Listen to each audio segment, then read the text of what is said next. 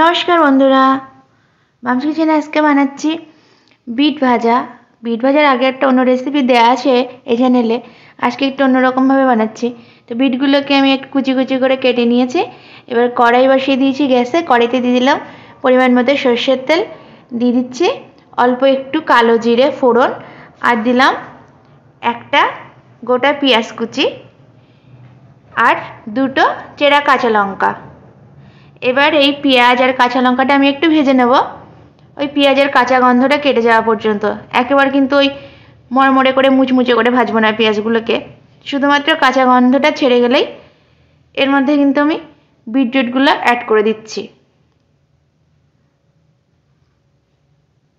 Bit তো মানে শীতের একদম শেষ পর্যন্ত পাওয়া যায়, গরমকাল পড়ে গেলেও পাওয়া যায় আর কি, এরম ব্যাপার। আর বিটের সব রেসিপি টেস্টি হয় আর কি। আর এরম করে মানে একটু বিট ভাজা করে নিলে রুটি ভাতের সাথে দারুণ লাগে খেতে।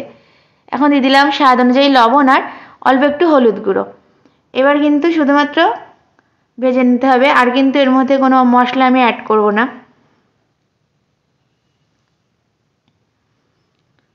এটা এবার একটু জল বেরোবে, মানে যেহেতু লবণটা দেওয়া হয়েছে এর থেকে একটু জলটা ছাড়বে, তো সেই জলটা শুকিয়ে গেলে আর বিটটা সেদ্ধ হয়ে গেলেই কিন্তু এটা রেডি হয়ে যাবে।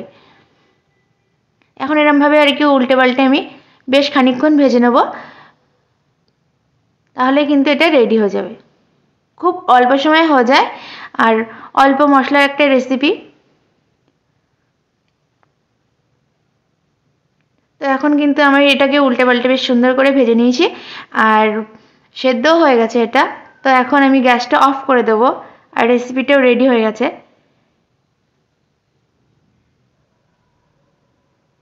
এটা কিন্তু গরম গরম ভাতের সাথেও ভালো লাগবে, আর তার সাথে যদি কেউ মনে করে রুটি দিয়ে খাবে সেটাও কিন্তু খেতে পারবে। তো রেসিপিটা আমার রেডি, আমি গ্যাস অফ করে দিয়েছি।